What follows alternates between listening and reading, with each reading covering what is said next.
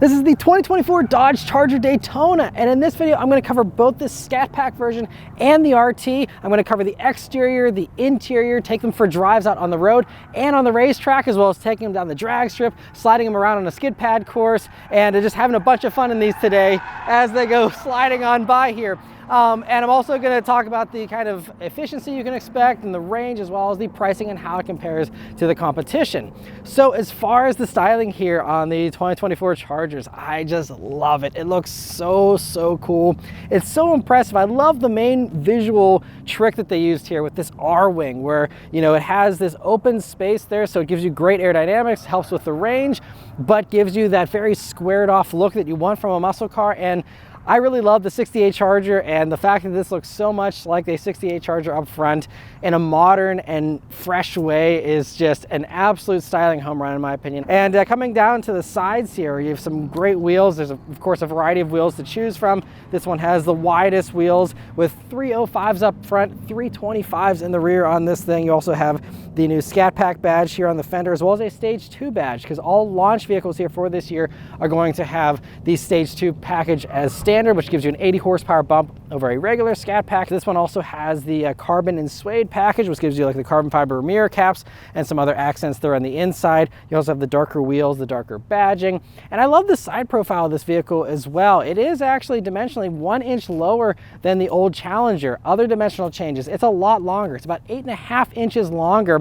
On a wheelbase, it's about 5 inches longer as well. It's also 4 inches wider than a non-wide body Challenger in the past, 2 inches wider than the wide body version. So even wider than that, even though the fenders don't bulge out as much on this, it's just that the whole vehicle naturally is wider to accommodate those wheels and tires. And then going out to the back there, I think it also looks really cool. Again, having those racetrack tail lamps there, which look very similar to the old Charger, honestly, in a lot of ways, but, you know, it nicely evolves. It makes them wider, skinnier, and you know, more aggressive there. I also love how you have the little Fratsonic exhaust there, the chambered exhaust, and the logo of it there. And overall, just love this thing. It looks so cool. It really stands out, especially rolling on the road. Seeing it in real life, I think it makes more of an impression than pictures and video can really.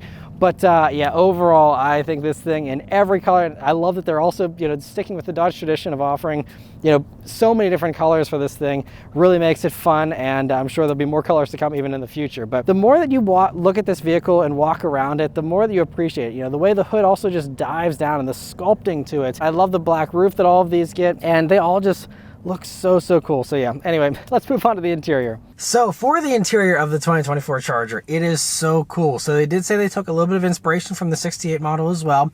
But I mean, this is so modern, so cool. There's nothing retro about this at all, but it's really impressive. So I think the really cool thing that really smacks you in the face right away is the 64 color ambient lighting, because it's called this attitude adjustment thing where it's always lit up. So even in the daytime here, you'll see that it's, you know, illuminating the doors and the dashboard, and that can react to various things, even like revving, also, you know, getting out in and out of the vehicle, you know, other events that you're doing while driving. It can react to all of that, and it's a really fun thing. So that more advanced ambient lighting is only on the Plus package, which this one is fully loaded with everything basically. But the first thing, sitting down in these seats, you have these really cool high back seats. These are the optional seats you get here on these sportier versions. The regular seats you get in an RT are, you know, a little bit more of a traditional seat, also very comfortable, but these are also very comfortable, nice and soft. This one with this demonic red leather, they call it. It's Napa leather with the suede inserts here with, again, the carbon and suede pack on this one, and they're really good. One thing that I love about them is that the cooled seats, because they're ventilated and heated seats here, and the ventilation is fantastic. Like, it actually gets cold and gets you cold, and that's something a lot of other ventilated seats, it's like they're, you know, hardly doing anything, and this is a real nice seat. So I really love the way they implemented that.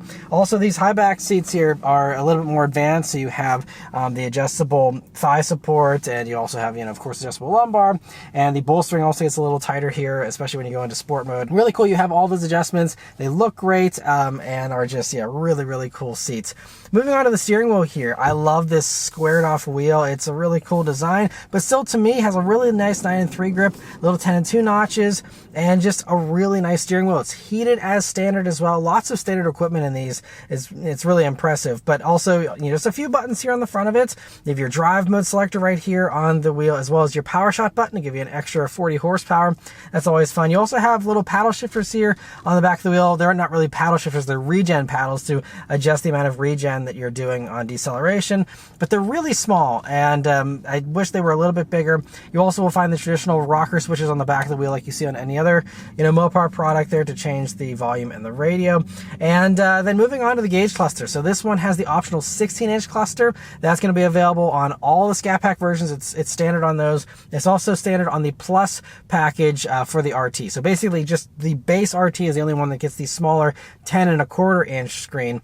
Both of them are great though, have very similar graphics, adjustability, and all that. And so with this setup, you'll see there's this classic mode, but you can also go into like a map view, and then there's also a calm, like simple mode if you want to have that. But as far as the traditional mode, that's where you'll find all your usual stuff you're used to in other Dodge products of the past, scrolling through all your fun performance metrics, showing you the top speed that you've hit in the vehicle, as well as, just all the other lap timers, things like that. And also the traditional stuff of, stereo, whatever's playing, and, your trip info, all that stuff. Still nice and accessible, very easy. I do wish there was maybe a little more customization with this cluster, but I really like how you can see the performance metrics there, and really well done gauges, I think. You also have a really large head-up display with very large fonts. And then coming over to the middle here, you have, as standard, all of them have a 12.3-inch touchscreen, even a base bare bones charger. And it's a really nice screen. It has volume and 2 knobs. It has, a pretty responsive Uconnect 5 infotainment software. But as you can see in this one, at least, this is a pre-production vehicle, by the way. So that's a disclaimer. Everything in here might not be perfect, and hopefully for production that will be the case. But Uconnect 5 can be a little laggy. I've even experienced this in regular production vehicles. And you can see as I flip through the pages here for the first time, they're a little slow to load. It's not the end of the world. There's some that have slower infotainment systems, believe it or not. Even Subaru's system is worse than this, in my opinion. So not the worst, but certainly not the best. It's not ideal. I wish they'd give it a little bit of a speed boost. But it all works, and I really love, all the performance pages you still have here, going all through the radio stations, things like that are all nice and easy. It has wireless Apple CarPlay, wireless Android Auto still, so it's great you have that smartphone integration. And you also now, a new thing you can have as an option for $1,000 is a performance data recorder, or performance, I think it's called a drive experience recorder in this, but it's made by Cosworth, the same company that supplies the performance data recorder for the GM products. And so you can use it as a regular dash cam, and it'll record on loop, 24/7 whenever you're driving the vehicle. It also goes in, records whenever you're in valet mode in the vehicle, which is great. But then it also can, capture laps and do lap timers and give you all that data on the screen as well. And really cool. You have all that integration right there built into the vehicle. And so overall, a really well done screen. It's also paired up to an Alpine stereo as standard. You're going to get 9 speakers and 506 watts as standard, but you can step up to an 18 speaker system. And that one's going to do 918 watts of power. I haven't really had a whole lot of time today. I've just been listening to the vehicle itself and experiencing it. So I'm going to need some more time to evaluate the stereo whenever I have one of these for a week as a press vehicle. But I'm sure it'll be a fine sounding stereo. It has some cool blue speakers there in the back as well. Moving on to the cargo space and the storage space up front here in the vehicle though. Coming down beneath the screen, you will see your USB-C jacks and a few shortcut buttons there, and also a nice wireless charging pad here as standard. You also have another little slot next to that. I love this pistol grip shifter that they have here. It's a really nice feeling shifter to use, nice and notchy, and this one also is surrounded by carbon fiber, because again, we're in the carbon fiber and suede package. Otherwise, it's just going to be some plastic that still looks really nice though on the base cars. You also have your 2 cup holders, of course. There's also a lot of pocket space in the doors here. You have a bottle holder. It's not the deepest, but you can see this is really long, and you have this little higher spot up here, but then I can fit half of my arm into this and go way far back in there. So there's a lot of space here and there. There's also a center armrest, which has some padding to it. And you open that up and you'll see a shallower space, but still enough space to fit, another smartphone or something like that if you'd like, and a USB-A jack as well as a regular power outlet in there. And then moving on to the back seat. I mean, not something people probably care about a whole lot in a vehicle like this, but it is probably the roomiest back seat in a coupe that I've ever been in. I'm 5'9", and me sitting behind myself, I have many inches of legroom to spare there. There's some compact SUVs that I have less rear legroom in. It's about 4 inches more rear legroom than the old Challenger. And the old Challenger was actually kind of usable for the back seat in the past. This is even better. I mean, they even have heated seats back there, as well as air vents, USB-C jacks. I mean, that's more amenities than, a lot of even entry-level luxury vehicles have, in the back seat. Then you get it here in this. So it's actually a very nice back seat. It's comfortable back there. They have their own pockets. They have their own padded armrests. There's also a center armrest with cup holders built into it. But a really nice usable back seat. It's easy to get into as well. Just, pull on that little, tether there, and they pull right forward. And a really, really well done back seat. And it's going to get even better, I'm sure, for the 4-door version. And then moving on to the cargo space here. That is another very impressive move. I love that they did the hatch thing. It's brilliant, and it doesn't ruin the looks or anything, but it gives you so much extra practicality. It's such a long space, and still, fairly deep, but just so much ability there to just have all kinds of stuff. And then you can also drop these rear seats down. And then, I mean, there's been people that have been already bringing home TVs in these things, drywall.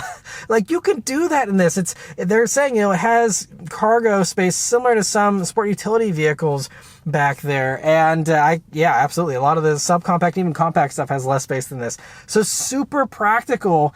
And so there's no compromise here. You don't have to say, oh, well, I got a coupe, so I can't do anything. Like, you have a bunch of space. You have space for all your buddies to, sit in the back. Whatever you want to do, this thing is really capable and able to be a great daily driver, not just some fun toy. But let's start up and go for a drive. So Dodge has a new key here. This is the same one you get, I believe, in the Wagoneer and others. A nice key, though. It has a nice weight to it. I like, a little bit of a carbon fiber accent around it. But of course, it is keyless access, keyless entry, push button start, and all of these. So you just leave the key in your pocket, hit the power button, and listen to this. I love it. It almost sounds like the THX or something in the movie theater whenever it comes on. There's like, it hits you with a bass. Like, I mean, you feel it. It vibrates the vehicle whenever it starts up. I love it. And then even you can hear, we got the air going here a little bit, but you can hear that you have some idling sounds as well. It, of course, has all these sounds from this Fratsonic chambered exhaust that you have here in this thing. It's so cool. No one else is doing this in an EV on the outside. Not just, any inside stuff. It's all on the outside, and it really is impressive, both whenever you're just cruising around, also whenever you hear these things going down the drag strip, flying by you, at the racetrack or on the road. It really is so wild, and I think it's actually a really cool sound. I mean, it's, definitely creative. It seems like it mixes a jet fighter with a gas-powered vehicle, and I think, honestly, even like whenever you turn it off, it almost sounds like the Batmobile or something with the sounds. But it's fun. It's fun. I would rather have this than silence. And you can turn it off and have silence if you want this thing to, be quiet and less fun.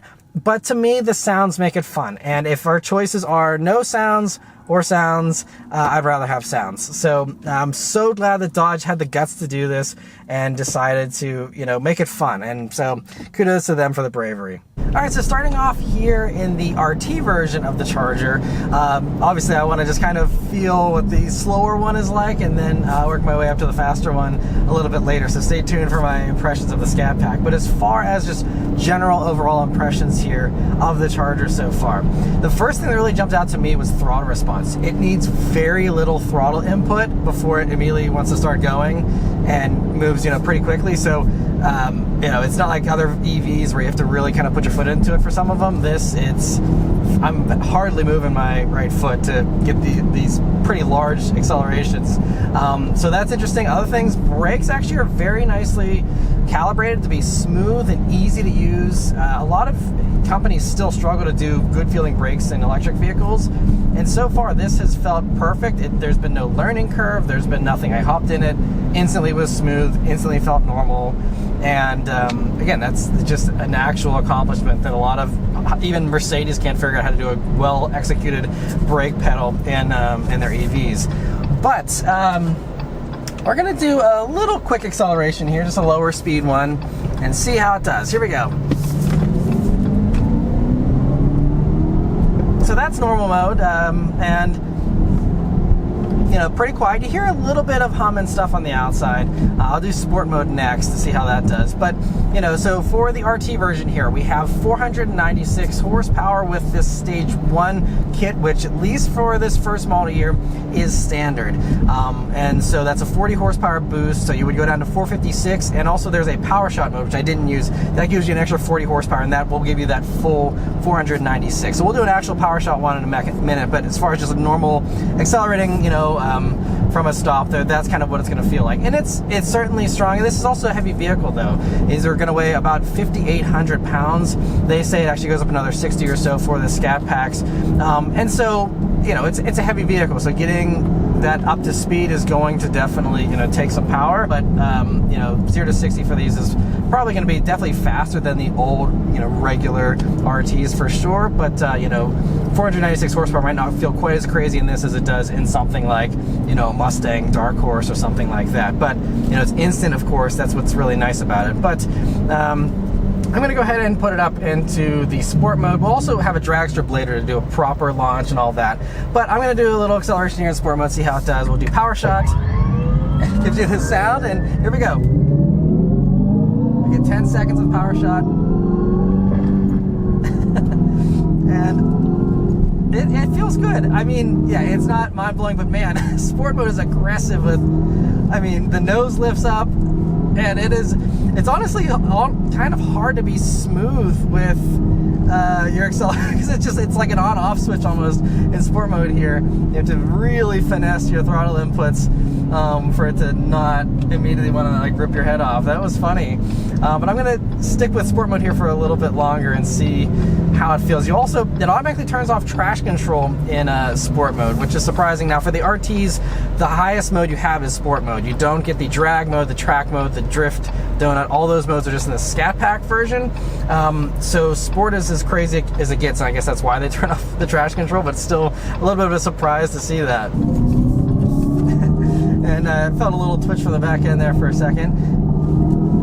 But yeah, honestly, I don't love the way sport mode is set up. And there's also, you can do 2 slow taps of the drive mode select to go into custom mode, and maybe that, you know, you can kind of dial in some of, you know, the sounds and stuff without having the aggressive throttle response. But it's interesting. But other things to note here about the Charger's regular kind of drive experience stuff, you have really good visibility.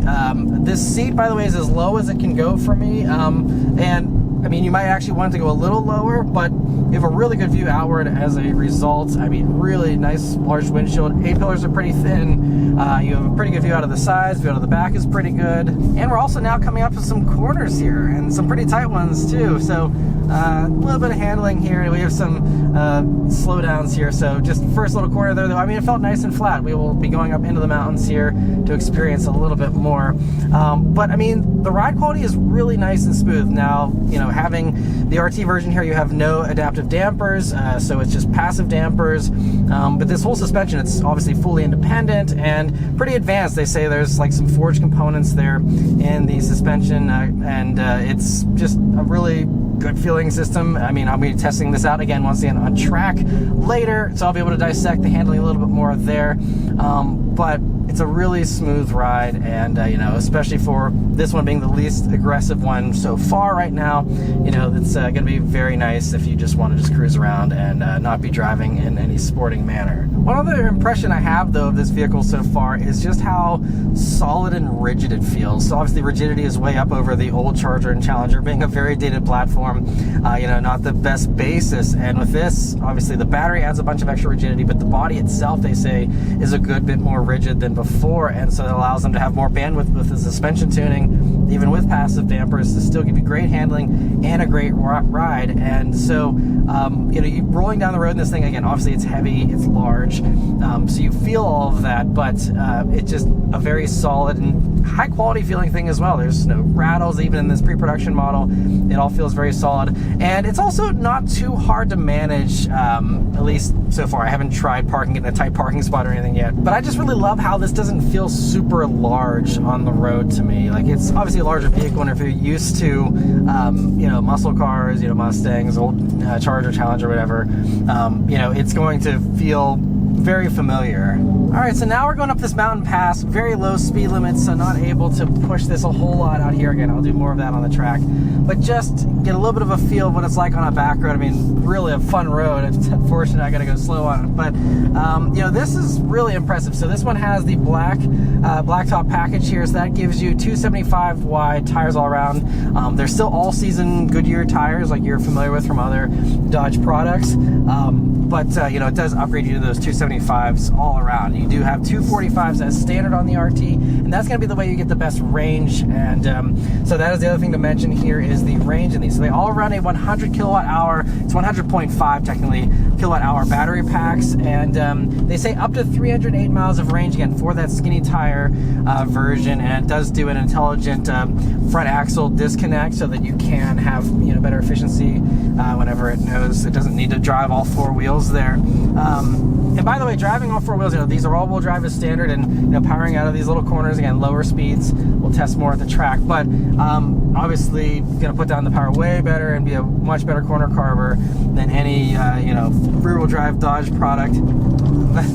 It's playful there though. Again, traction control being off certainly helps, but I can tell that it wants to be provoked. I'm really excited to do some more fun stuff at the track with this. But so anyway, as far as, you know, the battery, you know, this one I think was telling me something closer to about 268 miles of range at 100%. Whenever you go for these wider wheels and tires, then when you go to the Scat Packs, you're going to go down to like 240 some miles of range there. So that's going to be, you know, it's definitely going to hurt you a little bit there. The wider the wheels and tires get, you know, the less range you're going to have. But they said, you know, they weren't going for max range. The other thing to mention as far as the battery is, you know, the fast charging. So that is one really good thing. It's a 400 volt system for the electrical architecture, but as far as fast charging goes, it can utilize 350 kilowatt chargers. It'll go from 20% to 80% in about 24 minutes, which, you know, is totally fine as long as you're not cannonball running. You know, you stop, you take your time, the bathroom break, maybe get a quick snack or something, and the car's ready to go, you know. So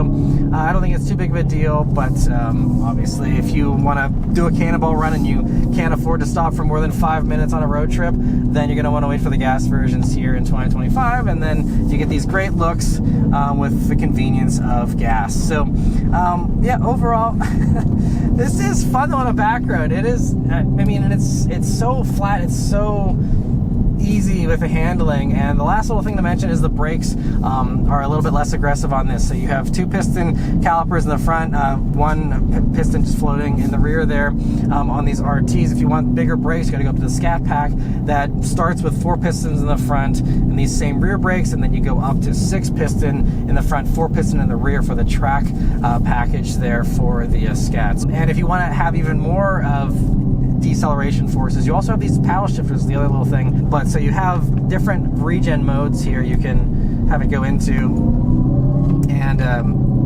slow yourself down or speed yourself up if you want to have less of that drag. And with that, you know, it is certainly a little smoother. So if you want to be in sport mode, just make sure you have those paddles configured properly so that you can still do a little bit more of the coasting that you know, some people, especially coming out of gas vehicles, might be used to and expecting. You know, you can still do that coasting. It actually even has a creep mode, so you can have it so it creeps up in traffic and, you know, does all the usual stuff again to behave like a gas vehicle if that's what you like. And now out here on the highway in the RT, of course it's very quiet being electric, but it's also a nice smooth ride even without the adaptive dampers on the Scat Pack. You know, this RT just has the passive dampers and still is really nice. We also have the adaptive cruise control system, which is standard, by the way.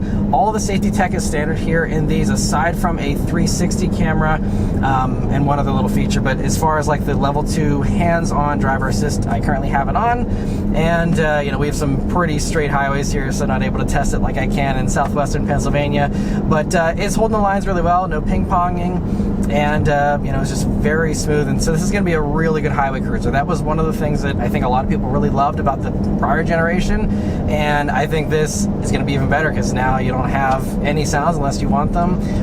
You know, and you can also turn that up and put it in sport mode. We're just in the regular mode right now, but you know, when you have your Alpine stereo blasting, you're just cruising, enjoying the ride, it's going to be really nice and smooth. And yeah, so overall, really a nice highway cruiser. But let's hop into the Scat Pack and see how that one does. All right, so now we are in the Scat Pack version, and this is the Track Pack Scat Pack. So you know, it's got all the performance gear on it, and it's you know, going to be the fastest one here so far. But anyway, I'm going to go ahead and put it up into the sport mode. Instantly gets louder and turns off traction control once again. And then I'm going to go ahead and do the power shot thing and try an acceleration here in the Scat Pack. And power shot. All right, here we go. I love the sounds. It actually spun the tires. I was not expecting that. Woo! That was funny. Oh man, so that clearly shows you, even though this is all-wheel drive, it's happy to spin those tires. And you also can spin the tires even more if you want in the drift and drag mode that this has. And with that, you know, it'll go full rear-wheel drive and allow you to, you know, just hang the back end out in that donut mode. So anyway, 670 horsepower here for the Scat Pack version, 627 pound-feet of torque.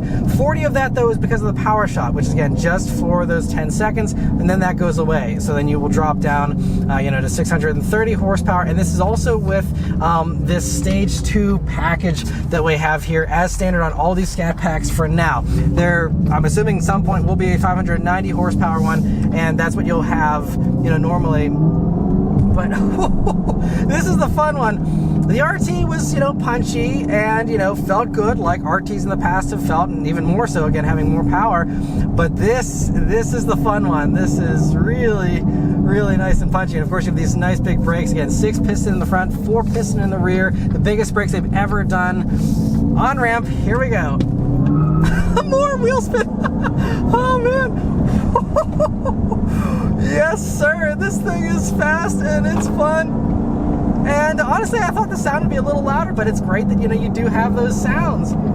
But oh yeah, and the front nose lifts up and it's dramatic. It gives you drama. I love that. I'm wishing for more sound whenever you're not in the power shot mode. That's the only complaint I can say here, but oh man, this thing is fun though. So anyway, yeah, you do have a little bit of an extra weight penalty here. So these are going to be like 57, 60 pounds.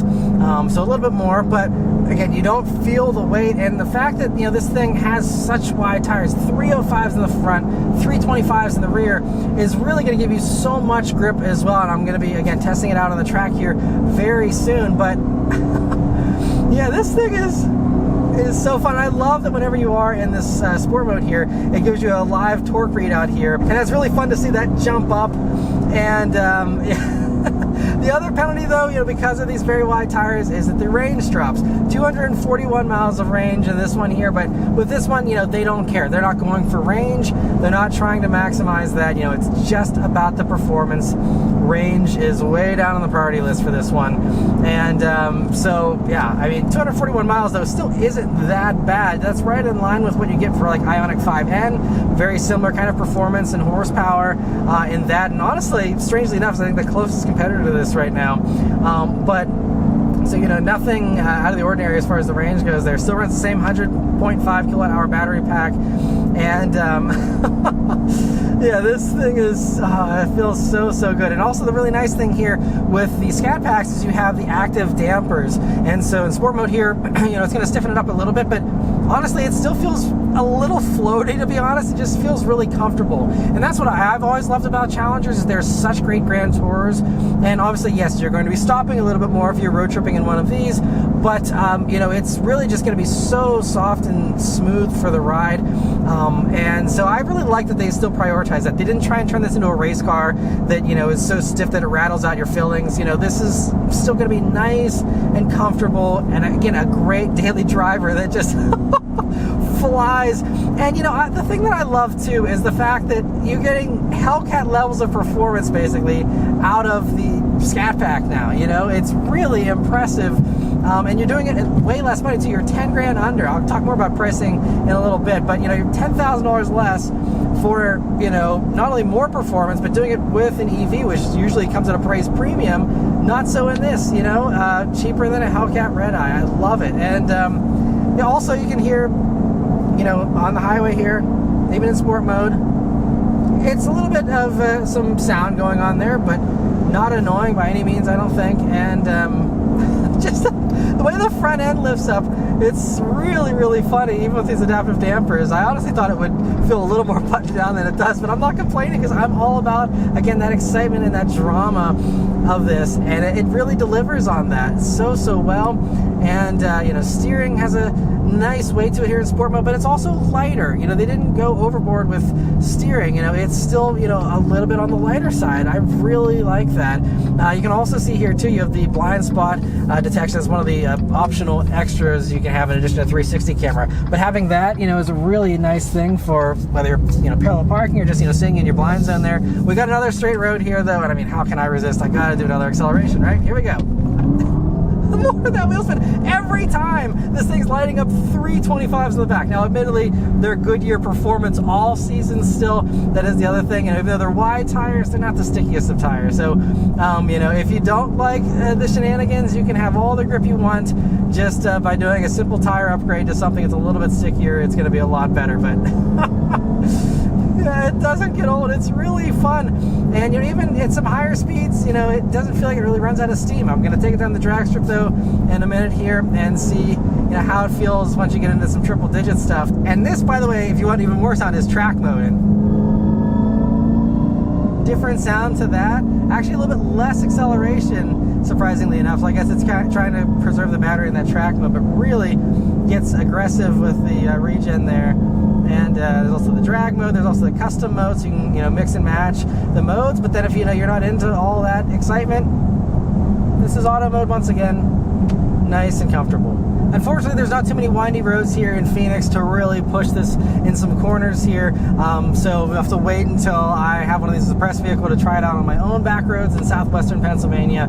But in the meantime, let's see what it's like out on the track and how it handles there. So on the track, I was driving a Scat Pack with the Track Pack and with the Goodyear summer tire option, so better grip. But out here is where it really felt like a muscle car in some ways, but was very different in others. First, I'll just say the track at Radwood is a smaller, fairly tight course with lots of lower speed turns, so not really the place where a 5,800 pound car is going to shine. It's a lot of weight to toss around, and this being my first time actually tracking an EV, I realized early on that it had lower limits that I had to work with. So being all-wheel drive also didn't really help things. Instead of managing the back end like the old rear-wheel drive Mopars, I was now managing the front end, and if I got on the power too early, even with the drive modes doing their best to shuffle around the power, it still was just going straight to understeer. And with better driving, this would be less of an issue, I'm sure, and track mode will hold back power much like the PTM modes in the GM cars to limit this behavior, but then it just feels slow. Sport mode actually lets the car get looser and gives you the power earlier, but then you're managing the weight even more and it ends up being a lot of work. To be fair, I'm not sure how many people buy these and ever take them to the track, so these complaints are largely irrelevant, I'm sure. And I'll say it's just cool the cars are able to do this and withstand the abuse all day at the track. In contrast, the drag strip was basically no work at all and pretty drama free. Just put it into drag mode, left foot brake, hit the throttle, lift and go. Totally stable and planted, and continue to pull hard all the way up to that 120 mile per hour that I hit there. Because of all the filming I had to do, I only had time for one run unfortunately, but I got 11.818 seconds at 120 miles per hour on my first try. Dodge's official best time is 11.5 seconds, right around the same time as the old Challenger Hellcat Red Eye. And this is just a Scat Pack. Plus, it's a perfect launch every time with perfect grip. For those that truly care about winning drag races, stock versus stock, this new one is most likely going to be the winner every time out in the real world, especially among non-professional drivers. Moving on to the skid pad to try out the drift and donut mode, here it obviously felt the most like the old Challenger, with the car happy to do donuts all day. I will say it was a little tricky to drift though. You are again aware of the extra mass and have to manage that. With the instant response of the electric powertrain, finessing it took some practice. I think having simulated gears would help because gears kind of give you a reference point for the amount of power you can expect. So I hope that someday they copy Hyundai and add that in. But I'll also admit that I rarely get an opportunity to do any proper drifting, so in skilled hands it's absolutely doable after a quick bit of learning, and the instructors had no problems sliding around like the pros that they are. The last thing to talk about is pricing and how it compares to the competitors, if you can really even consider anything a competitor. So right now, pricing starts at $61,000 $7,590, including destination, for an RT with the direct connection stage 1 kit.